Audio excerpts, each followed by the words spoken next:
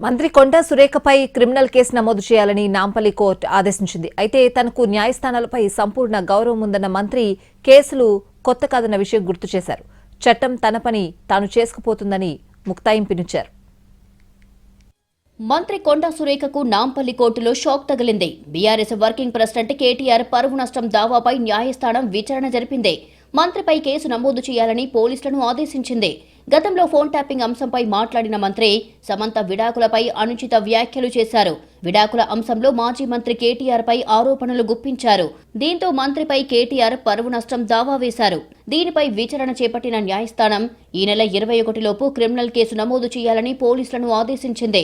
కేటీఆర్ దాఖలు చేసిన పరువు నష్టం దావాను BNS 356 కింద కోర్టు పరిగణలోకి తీసుకుంది. ఇదే సమయంలో మంత్రి తరపు న్యాయవాది అభ్యంతరాలను న్యాయస్థానం తోసిపుచ్చింది. కేటీఆర్ పై కొండా సురేఖ చేసిన ఆరోపణలు నిరాధారంగా ఉన్నాయని, కేసు నమోదుకు ఆదేశాలివ్వాలన్న కేటీఆర్ తరపు న్యాయవాది వాదనలతో కోర్టు ఏకీభవించింది. ఈ నెల 21లోపు క్రిమినల్ కేసు నమోదు చేయాలని ఆదేశించింది. మరోవైపు ఈ అంశంపై మంత్రి కొండా సురేఖ స్పందించారు. కోర్టు నుంచి నోటీసులు వచ్చిన తర్వాత దీనిపై స్పందిస్తానని చెప్పారు.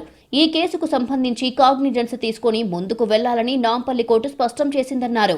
ఈ దేశ న్యాయ వ్యవస్థపై అపారమైన గౌరవం ఉందన్నారు.